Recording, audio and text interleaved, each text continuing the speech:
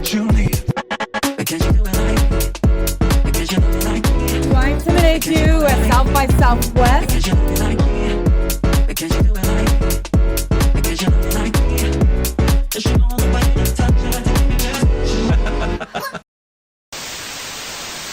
And we're back. Do I Intimidate You South by Southwest version.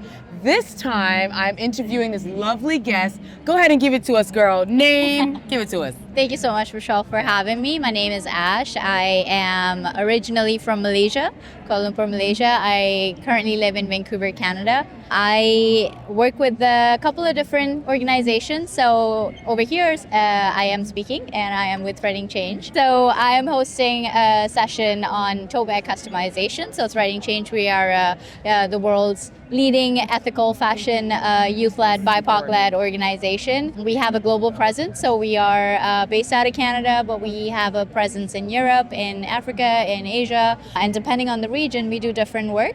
So in North America, Europe, it's education-centric, policy engagements. In Africa, we work with African youth to try and deal with the waste that's already there. We do things like textile dump site tours, just so folks can actually see what it's like. You are involved in something major, right? In a major way.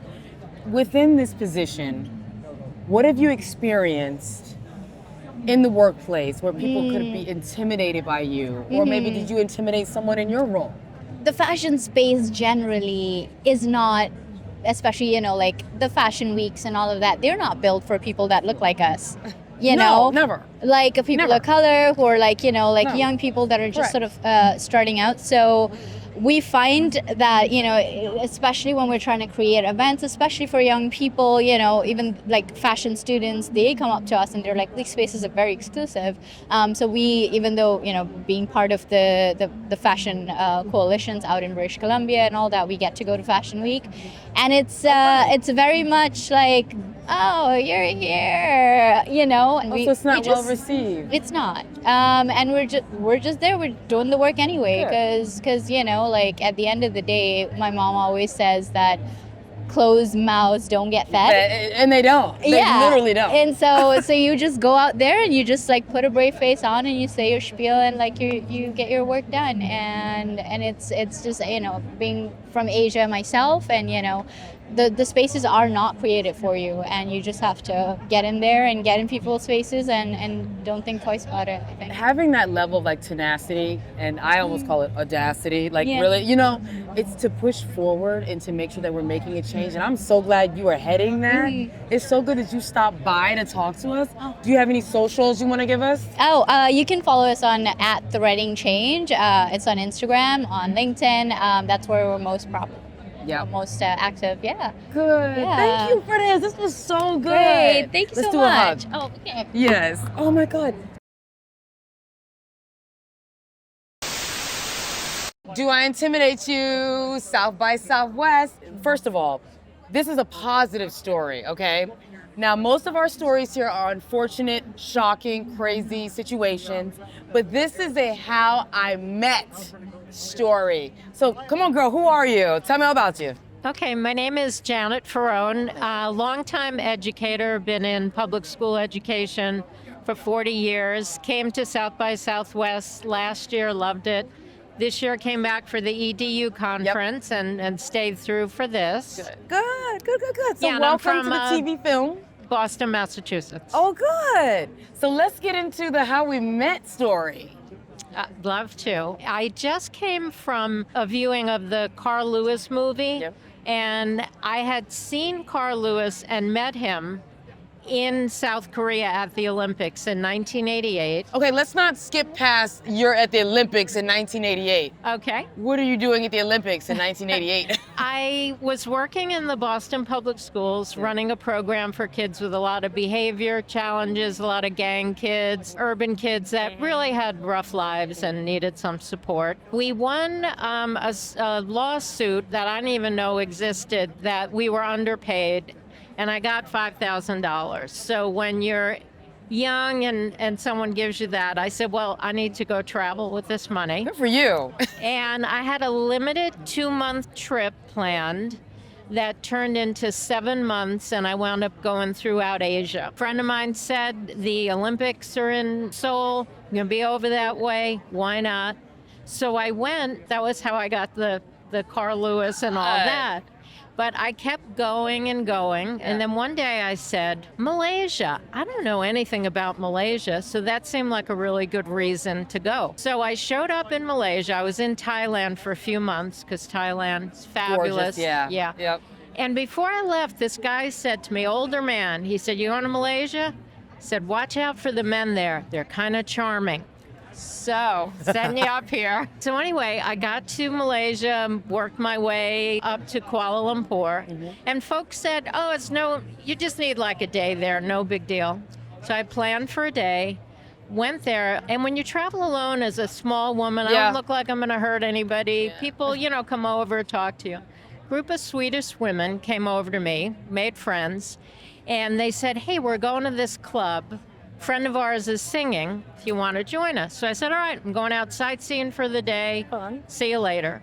So later came and I said, oh man, I'm exhausted. It's 100 degrees. I'm sweaty. Oh my I'm goodness. leaving. So And that's not a good feeling. Yeah, I went to their hotel because we didn't have cell phones then. We didn't have all that. Went to their hotel and said, hey, thanks anyway, but I'm going to pass. So they gave me a matchbook and they said, well, if you change your mind, that's back when restaurants had matchbooks. I remember. So anyway, got back, showered, had a little food, and then 10 o'clock at night, I'm like, well, what am I doing? I don't have to go to work. What do you mean tired? So I went to this club that turned out to be an American country western bar in Kuala Lumpur, Malaysia, with a Sri Lankan guy singing all the classics, You're Cheating Hard, Blueberry Hill. I'm like, what is this? But anyway, I learned that Malaysians and Indonesians love American country music. And a Tom Jones impersonator was there. I know it's sounding fake, but I got pics. You had a night. I'm there, and I'm with these blonde Swedish women. So the key to that is I always tell my husband, who I met that night, that if it wasn't for those blonde women, him and his friends would have never came over. He's a smart man. He says, oh no, I just saw you. But Which I believe. Well, I think the blonde. 35 years later, is that what I'm hearing? Yeah. So we meet, and he lives there. He's a Malaysian Indian, so he's Indian descent. We meet, we go back to a club that he and his friends belong to. We went back to the Swedish woman's hotel room, partied all night. And then he said, you're leaving tomorrow night, but give me a call, I'll show you around. So the next morning, woke up, and, it was a long night of partying. I said, he was cute, but kind of wiped out here. But then that shower works wonders. Showered, called You him got up, the energy to go get him? called him up. Took me around. Then he brought me to the train station for my 10 o'clock train. Good. We had dinner there, and he looked at me and he said, do you really have to get on that train? I said, no, I do not. So we wound up spending another day together. He brought me back to the train station the following night, where I sold my ticket to somebody else so I could stay in Kuala Lumpur. I love this. So I stayed with him for a bit, but this was my 7th month of traveling. I got word that my father's cancer came back, radiation was going on. So I said, hey, I gotta go. Yeah. So I said, I'm gonna head up to Bangkok where my flight is. And I stopped at this resort kind of town, Penang. And next thing I know, him and his friends drove up and met me. So we spent another weekend together. I love this man. And then I was supposed to keep taking the bus and the train back up to Bangkok. I got in the car with them, and I drove back to Kuala Lumpur, and then I flew Back to I scraped the money up, flew back so I could go back to the U.S. Went back, best decision, stayed with my dad for 3 months until he passed. Good. I'm Was sorry. with him every day. Yeah, thank you. And then we were writing those little love letters on that nice little, what do they call it, onion skin paper. This is Trying to call each other. 12-hour time difference. Had this little job. I would go to my aunt's house because if I waited till I got home, it was midnight and I couldn't call. He lived You at could- home. yeah, because Yeah. So anyway, we did this for a while. I went back to see him a few months later, spent a week.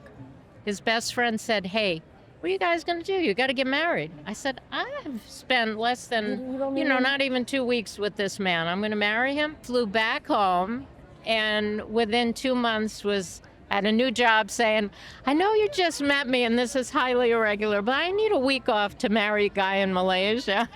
So I flew back. 3 weeks, 2 weeks, 3 weeks? I had spent almost 2 weeks in person with him over the course of several months. So we got married in Malaysia, eloped. We didn't tell my family, his family. And then it took him 5 months to get a visa, which nowadays, that felt long then. Nowadays it's years. So I'm happy about that. That's a thing. Yeah, I came over here and we celebrated 35 years in November. You know what? I needed to hear this. No, honestly, I needed It's a little therapy hear after all the bad date stories. Because that's so positive, but it's kind of, well, at least in my world now, it's kind of unheard of. Like, I wish that's amazing. So that's my story. Like, what was it about him? Well, I was 33. Turns out he was 25. Okay. Oh. But I had said, I don't think I'll ever get married. And I had a bunch of boyfriends. When they got really serious, you always hear like the women are wanting that ring. Right. When they went I say that all the time. in that direction, I was like, oh, no. And I'd break up with them. My fear was if I got married, I'd wake up the next morning and say, oh my God, I hate this guy. Get him out of here. I can't stand it. But when I saw this guy, it was really kind of a love at first sight. And I remember asking him something like, I didn't know how old he was. We didn't talk about that. And I remember saying, how come you're not married? And he looked in my eyes and said, well, maybe I just haven't found the right one yet. So, yeah, it was kind of cheesy now that I tell you. No, it's beautiful because, look, the reason why I created this is because I don't experience that. Yeah. The people that I know don't really experience that. Men don't, or some men don't know how to communicate. It's a struggle in dating. And for you to have such a beautiful meet and marry story, it's giving me like hope. What would you tell to women, I would say, or anyone really, what would you tell to someone that they're looking for love and it's so quick, like within 2 weeks? Do you say go with your gut or do you wait it out? I have a 25-year-old son, and we had not shared the pictures of this elopement because we had not told our families. But then his family found out my mom passed a few years ago, so I brought out the pictures. I remember looking at it and realizing, oh my God, my son is 25 and my husband was 25 when I married him. And I looked at my son, I put my finger in his face. I said, if you ever tell me that you eloped with a 33-year-old woman after knowing her only a couple of weeks, I will kill you. So my advice was So he can't do what you did. Exactly. First of all, that was a beautiful story. It's needed because there's just so many shocking stories. That was so beautiful. Do you want to give us any socials on our company information? At Janet Ferrone on Twitter and Instagram, same. Good. Thank you. Thank you for sharing that. Thank you for stopping by. It's lovely. And congrats on 35 years? Yeah. So we are in the expo, and I just had to ask her, right? You are in a committed relationship now. Mm-hmm. Everything's going well. Yeah. What is the difference between this relationship and your previous that makes you feel this is the one or you're secure now? So you said something to me right before we started filming, and it is exactly what you said. When you date someone who isn't on your level, I run my own company. I have success at a young age. I'm self-made, like serious hustler. I have dated people who do not fit into that world. And I have tried to make them fit in. And now that I'm in this relationship, this person fits in like a glove. And I realized looking back, wow, I really dated people. I don't want to say they were below me, but they didn't fit into my lifestyle. But they are though. Potential, probably. Yeah. I'll give them some credit because I got to this guy because of those guys. That being said, they didn't fit in. And I think that's a huge thing that I don't think people realize that. And it's not necessarily even about the money as it is like this person's values and like what they care about or how much money they want to make or what they want to do with their life. And that's what I really realized in what I'm in now. Thank you for saying that. And so I struggle with the same thing, right? I struggle with the fitting in piece. I am very elevated, right? I can tell that we have that same energy. I have tried to force people in those situations and it doesn't work. No. There becomes a jealous component. 100%. As an entrepreneur, as a boss woman, do you ever find yourself ever having to dumb yourself down with him? Or does he embrace you fully? No. And there you but go. I used to. Always. I used to with, I think, with my ex-boyfriend. Or I would feel uncomfortable bringing him to things because I didn't want him to feel uncomfortable. But also you have to think too, like, wow, that was a me problem. He maybe didn't even realize that I felt weird bringing him. But it was that my own insecurity or he did something that made me feel like, this isn't the right person to bring to this. So this guy, no, it's very easy. And how did you work through that? Like, how did you get that purity, if you will? With him or with my ex-boyfriend? With yourself. Like, how did you, I think so much of it comes with just experiences. And I think also I was single for 2 years before this, after a really bad breakup. And that confidence and like the work that I put into my career and just having something that's 100% you, which is the best thing to do with a career. Yes. You're not waiting for the guy. So then when it comes, you're like, oh, but also if you went away, okay. It's fine. Yeah, I'm not relying on you ever. I had to get to that point. I had to like decenter men, if you will. Like I was the one, I'm swiping on apps, I'm trying to figure it out. I'm going on these dates. These men don't match me. They don't. And like you said, I'm gonna say what we need to say it. Yeah. It's dating down. Yes. Sorry. Yeah. You know, and society makes you seem like, don't say that because you're judging. No. If I'm going to the Oscars, there's a certain person I can take to the Oscars. Yes, exactly. And you shouldn't judge me for that. No. Oh my God, it's just such a good conversation. I know. Do you have any socials you want to throw at us? Yes. Yeah. So I'm on Instagram. It's Alexa_Curtis or Alexa Curtis Unfiltered. And then my company also is called Chief Swag Officer. Wait, Chief Swag Officer? Yes. Chief Swag Officer, y'all. You are the girl. I'm gonna get you microphone covers. I'm very excited. Let's hug it out. I'm so glad you came. This was so cool. Swag Officer.